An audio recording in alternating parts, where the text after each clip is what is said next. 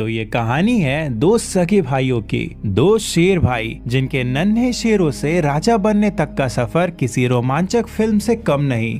दो भाइयों की ये दास्तां कई तरह के जानलेवा खतरों से भरी है, जिसमें कुछ भी हो सकता है। तो चलिए मेरे साथ और देखिए इन शेरों के जीवन के इन 5 सालों को बहुत करीब से।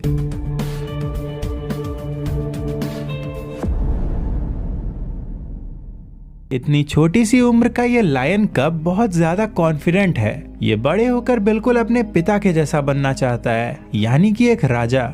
लेकिन इस छोटी सी उम्र में लियो को इस बात का अंदाजा नहीं है कि इसके जैसे 80% बच्चे तो बड़े होने तक जिंदा बच ही नहीं पाते हैं। वैसे यहीं पास में ही इसका भाई मैक्स भी है। लियो के मुकाबले इसकी महत्वाकांक्षाएं बहुत कम है और अभी तो ये अपने डर से पार पाकर किसी तरह से खाने के पास जाने की कोशिश कर रहा है। इनका परिवार बहुत बड़ा है। इसमें लियो की माँ, उनकी 4 बहनें, 3 यंग लायंस और 5 बच्चे भी हैं जो लियो और मैक्स से थोड़े बड़े हैं। और इस परिवार के लीडर है लियो के पिता, जिनके साथ इनका एक साथी भी है।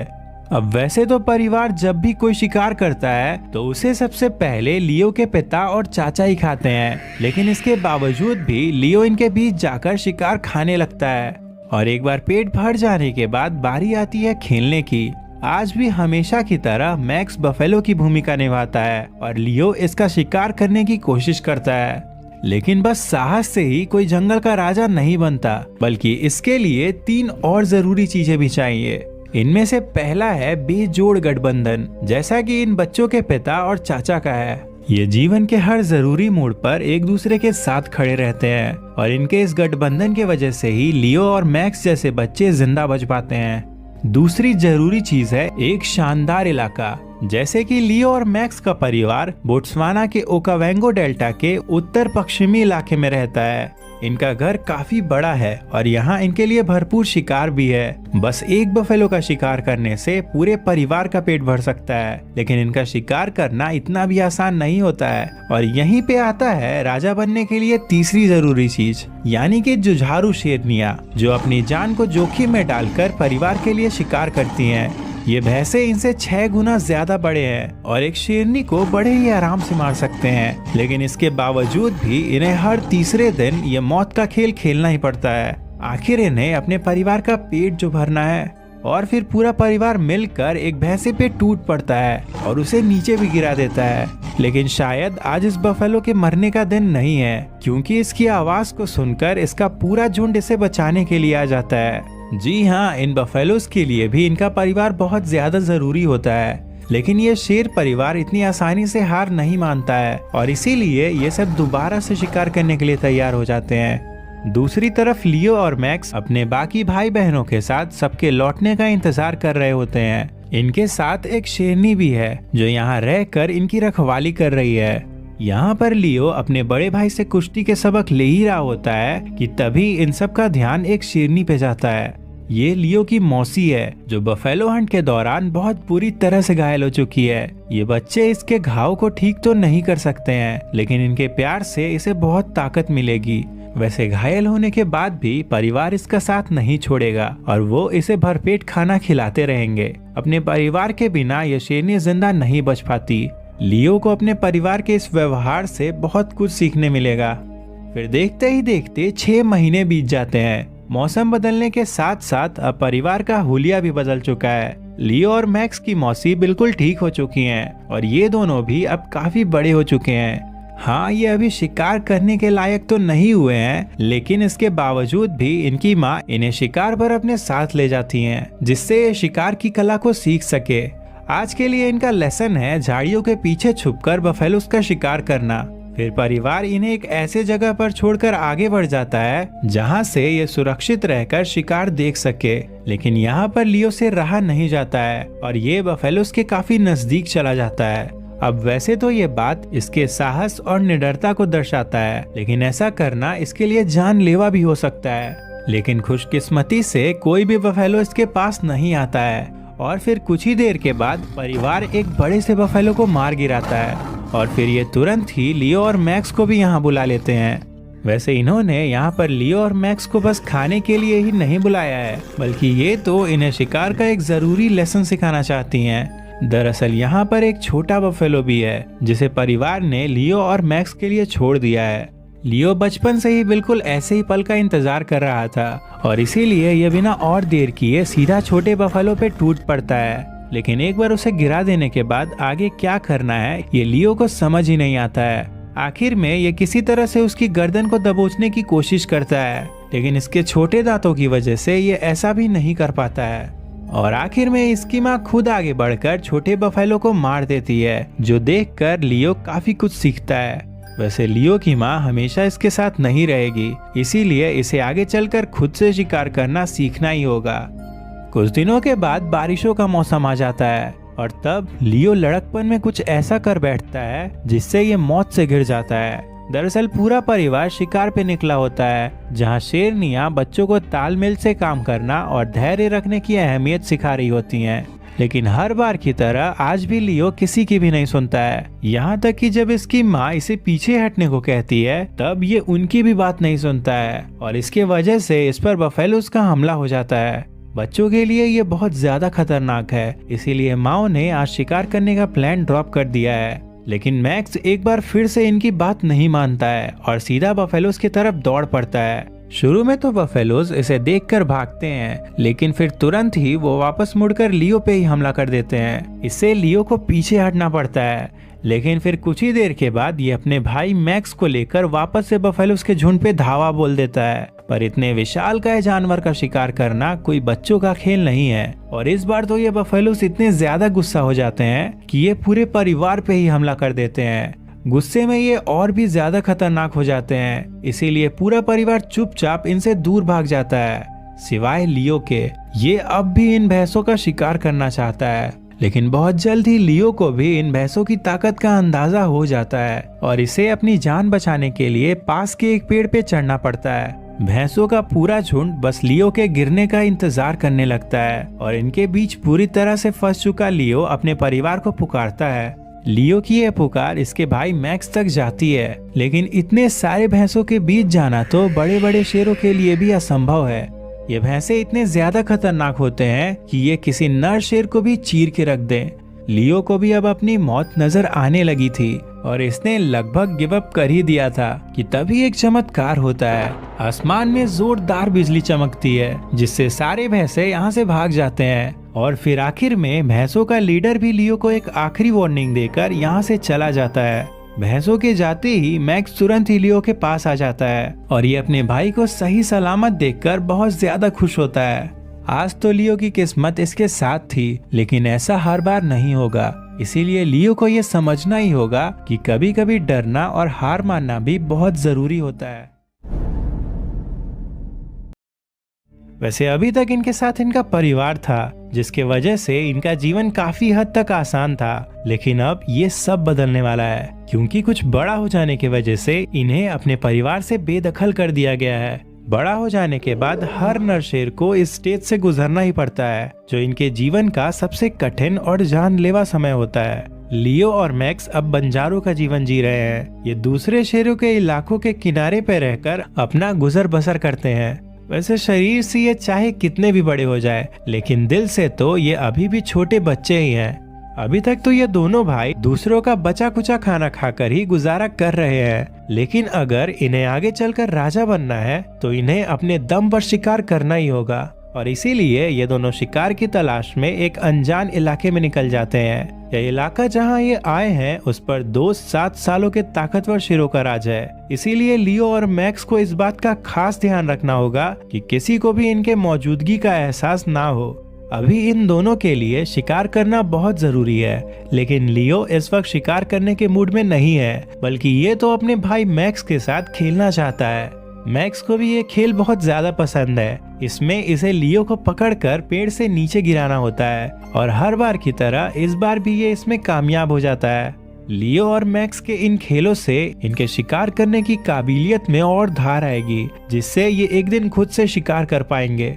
फिर कुछ ही देर के बाद इन्हें एक जिराफ की बॉडी दिखती है, जो बुरी तरह से सड़ चुकी थी, पर मैक्स इतना ज्यादा भूखा होता है कि ये उसे खाना शुरू कर देता है, लेकिन लियो ऐसा नहीं करता है। अब वैसे तो शेर बड़े ही आराम से सड़े गले मांस को पचा सकते हैं, लेकिन इसके बावजूद भी लियो को कुछ ताज़ा खाना है। इसे पूरा यकीन है कि यह शिकार में कामयाब जरूर होगा।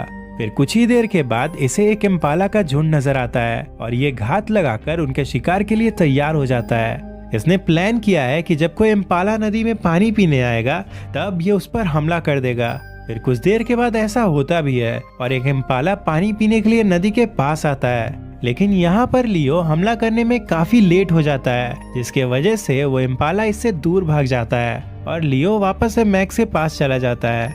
लियो और मैक्स दोनों अभी एक खुले इलाके में हैं, जहां दुश्मन शेर इन्हें बड़े ही आसानी से देख सकते हैं, इसीलिए अभी तो इन्हें बहुत ज्यादा सतर्क रहना होगा।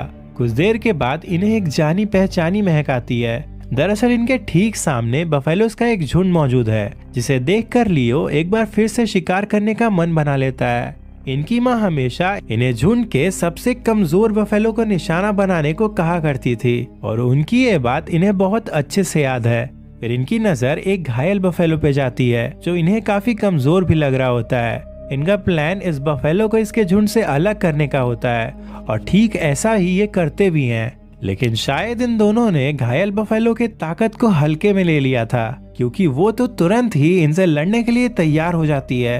उसके साथ उसका एक साथी भी होता है, जिससे लियो और मैक्स हमला करने का साहस नहीं जुटा पाते हैं और फिर आगे तो पूरा बफेलो झुंड ही इनके सामने आ जाता है, जिससे इन्हें यहाँ से पीछे हटना ही पड़ता है।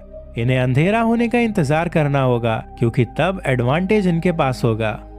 फिर बहुत जल्द ही रात हो भी जाती है और लियो और मैक्स दोनों वापस से शिकार में लग जाते हैं, लेकिन इनकी बदकिस्मती से बफेलोस को पहले ही इनकी सेंट मिल जाती है, जिससे वो बहुत ज्यादा चौकन्ने हो जाते हैं। उस घायल फीमेल बफेलो को अब भी बहुत सारे बफेलोस ने मिलकर घेरा हुआ है, जिस वजह से ये भाई उस पर हमला नहीं कर पा रहे होते हैं।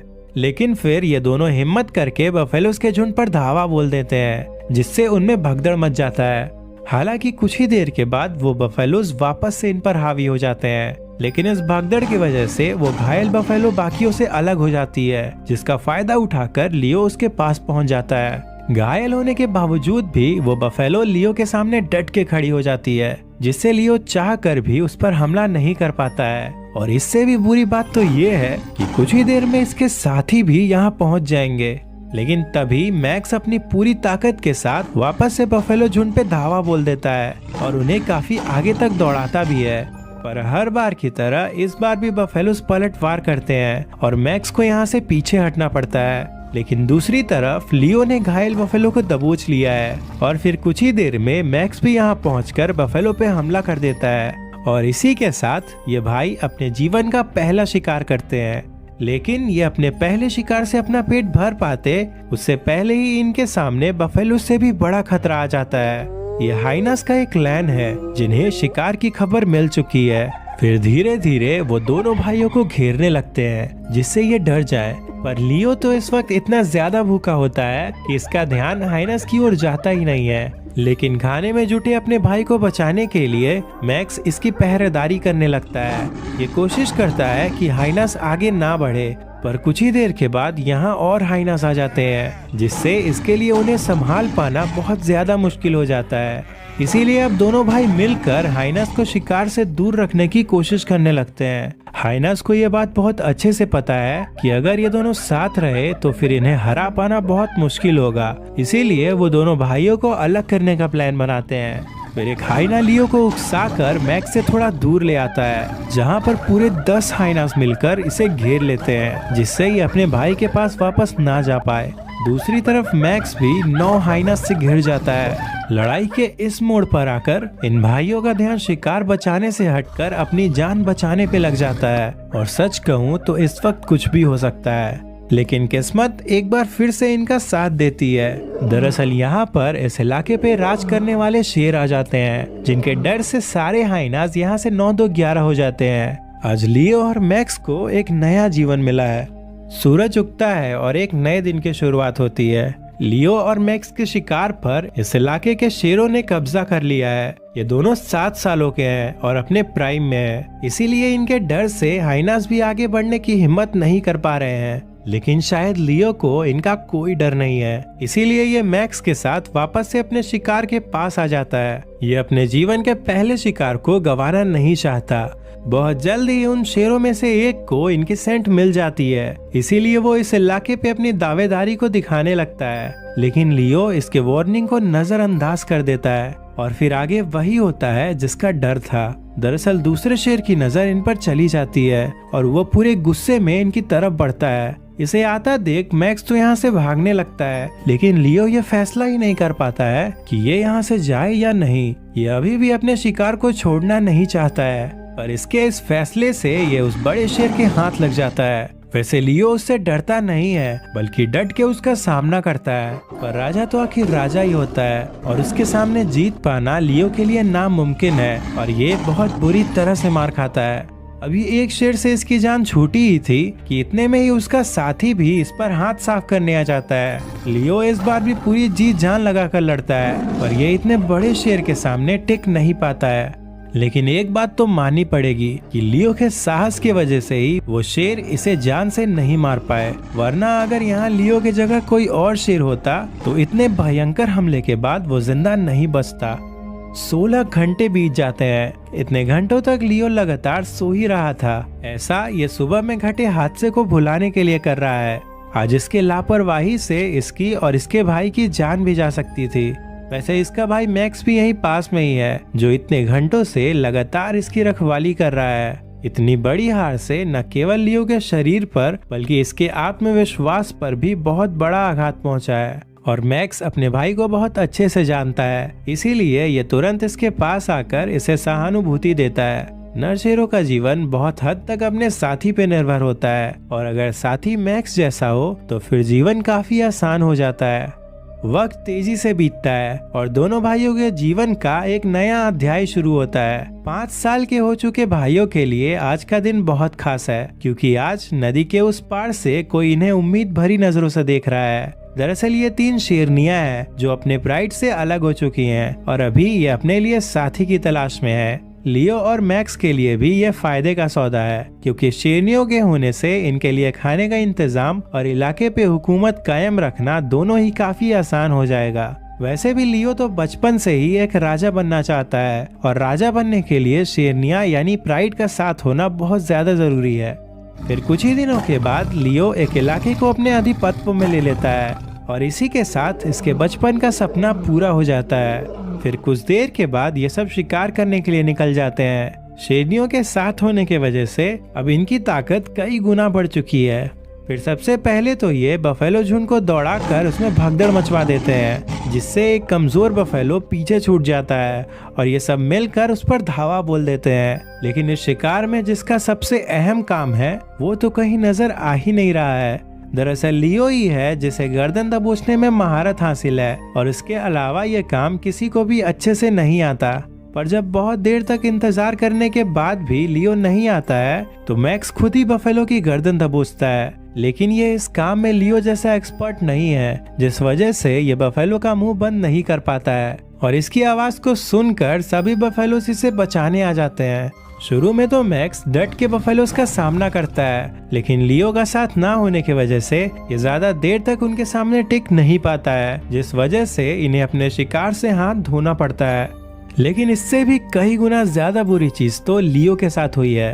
बफेलोस के शिकार के दौरान ये बहुत बुरी तरह से घायल हो गया था। इसी वजह से ये अपने भाई की मदद करने भी नहीं जा पाया था। एक जख्मी शेर परिवार के लिए बोझ होता है, क्योंकि वो ना तो शिकार में साथ दे पाता है और ना ही परिवार की रक्षा कर पाता है। इसीलिए लियो को लगने लगता है कि अब इसके राज का अंत हो जाएगा और इतनी सालों की मेहनत से हासिल हुआ मुकाम ये खो देगा।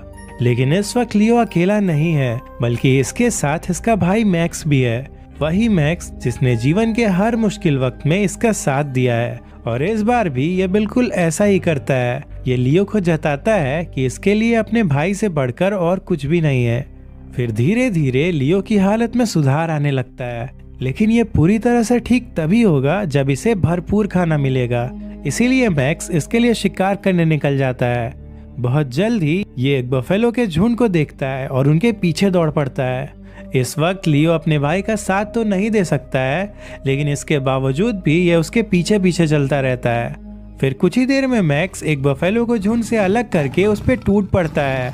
वैसे तो ये बफेलो काफी बड़ा है और मैक्स ने कभी भी अकेले इतने बड़े बफेलो का शिकार नहीं किया है, लेकिन अपने भाई की खातिर ये वो सब नहीं सोचता है और बफेलो को नीचे गिरा देता है। फिर लियो भी यहाँ आ जाता है और अपने सामने इतने बड़े शिकार को देखकर काफी खुश होता है। लियो बफेलो के निचले शरीर पर हमला करता है और मैक्स अब भी उसकी गर्दन को दबोचे रहता है। मैक्स को ये बात अच्छे से पता है कि इसे इस बफेलो का मुंह बंद रखना होगा, वरना अगर इसका झुंड यहाँ आ गया तो फिर इसके भाई को भूखा ही रहना होगा। और मैक्स बिल्कुल ऐसा ही करता भी है। ये 10 मिनट तक बफेलो के गर्दन को दबोचे रखता है, जिससे वो दम तोड़ देता है। और फिर बफेलो की सांस रुक जाने के बाद मैक्स चैन की सांस लेता है। इसने वो सब किया जो इसके भाई के लिए जरूरी था। इसके साथ ही अब मैक्स और लियो के पास वो 3 जरूरी चीजें भी आ चुकी हैं जिनकी इन्हें बचपन से चाहत थी। ये दोनों एक दूसरे के साथ हैं। इनके शेरनियां कुछ ही देर में यहाँ आ जाएंगी और इस इलाके में इनका ही राज है। अब एक राजा को इसके अलावा और क्या चाहिए। तो ये थी 2 भाइयों की कहानी। अगर आपको 2 व्हाइट लायंस की कहानी देखनी है तो इस वीडियो पे क्लिक करिए, या अगर आप ऐसे ही और लायंस की कहानी देखना चाहते हैं तो इस प्लेलिस्ट पर